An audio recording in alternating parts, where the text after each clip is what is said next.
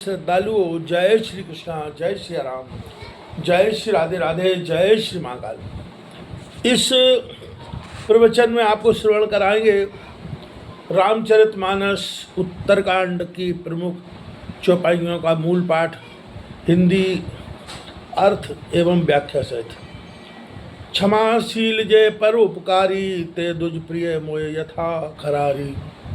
मोर शाप Duzce व्यर्थ न जाइए, जन्म सहस्त्र अवश्य है पाइए।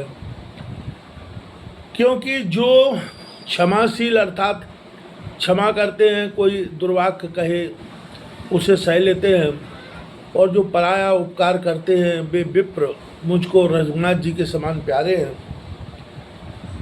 हे विप्र, मेरा शाप झूठा नहीं होगा, सहस्त्र जन्म तो यह अवश्य पावेगा।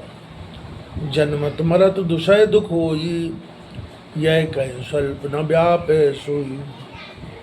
कौन जन्म मिटे नहीं ज्ञाना, सुनो शूद्र संवचन प्रमाण। किंतु जन्मते मरते बड़ा दुख होता है, सो इसको वह दुख किंचित मात्र भी नहीं व्यापेगा। हे गरुड़, फिर मुझसे कहा, किसी जन्म में तेरा आया ज्ञान नहीं मिटेगा। सुन शूद्र, यह मेरे वचन का प्रभाव है। रघुपति पुरी जन्म तब भयु, पुन में मम सेवा मन दयु। पुरी प्रभाव अनुग्रह मोरे, राम भक्ति उपजय उर तोरे। तेरा जन्म रामचंद्र जी की पुरी में हुआ और फिर तूने मेरी सेवा में मन दिया है।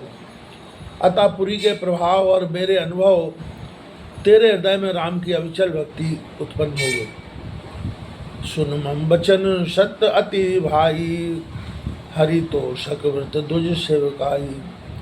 अब जन करिस विप्र अपमाना, जान स्वतंत्र अनंत समाना।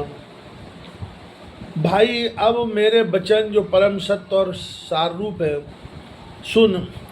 ईश्वर को संतुष्ट करने वाला यही व्रत है कि विप्र की सेवा करना।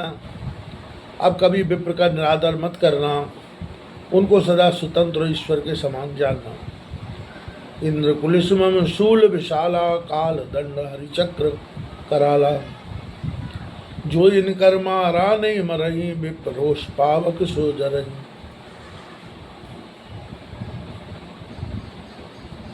चाहे कोई इंद्र के वज्र, मेरे त्रिशूल, यमराज के दंड और नारायण के कराल चक्र से नहीं मरे, परंतु वह विप्र के क्रोध की अग्नि से भस्म हो जाता है।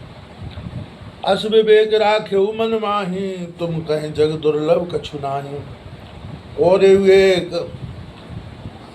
आशीषा मूरी, अप्रतिहत गति हो तोरी। ऐसा ज्ञान मन में रखना, तुझको जगत में कुछ दुर्लभ न रहेगा।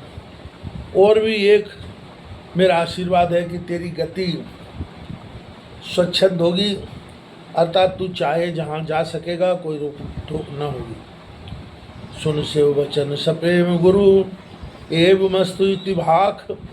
मोए प्रबोध गए उग्र, शम्मु चरण राख।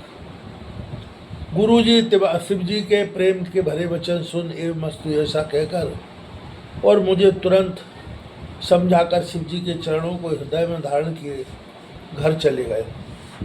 इसी प्रसंग को आगे बढ़ाते हुए तुलसी बाबा कह रहे हैं, प्रेरित काल बिंदगिरी, जाय भयउ में ब्याल।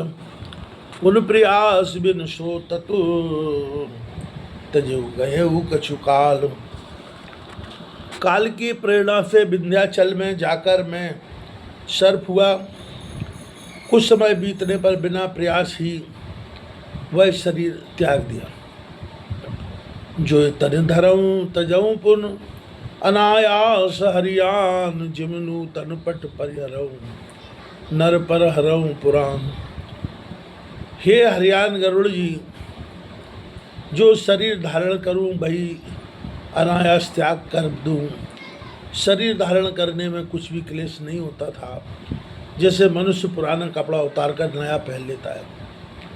शिवराम के श्रुत नीत अरु, मैं नहीं पाओ कलेश। यह विधि धरौ विविध तनु ज्ञान न गयो खगेश। शिव जी ने वेद की नीति रखी और मैंने कोई क्लेश भी नहीं पाया। इस प्रकार अनेक शरीर धारण किए, परंतु हे गरुड़ जी, ज्ञान नहीं गया, संपूर्ण बना रहा। त्रिजग योनि जोई जोई तन धरऊं, तय तय राम भगति अनुशरऊं। एक सूल मोए बिसर न काहू, गुरु कर कोमल शील सुभाऊ।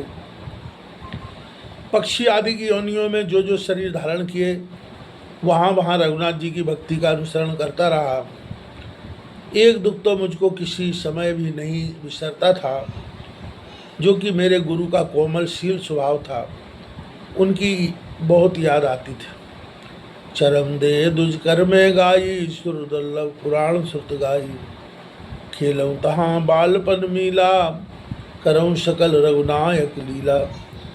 फिर चरम अंत की देह विप्र की में पाई, जो देवताओं को भी दुर्लभ वेद पुराण कहते हैं।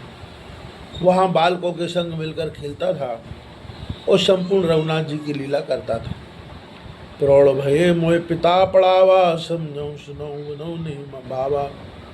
मन ते सकल वासना भागी, केवल राम चरण लय लागी।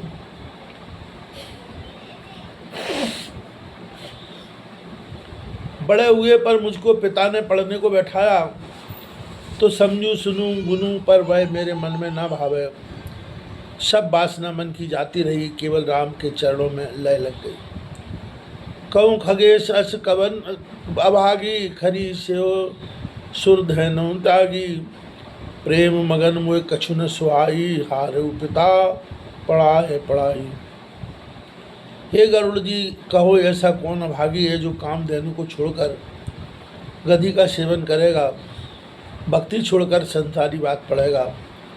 मैं प्रेम में मग्न रहूं, कुछ अच्छा न लगे, पिता पढ़ा पढ़ा कर हार गए। भय काल बस जब पे तुम आता, मैं बन गयो भजन जन त्राता। जय जय विपिन मुनीश्वर पायऊँ, आश्रम जाय जाय शर नावऊँ।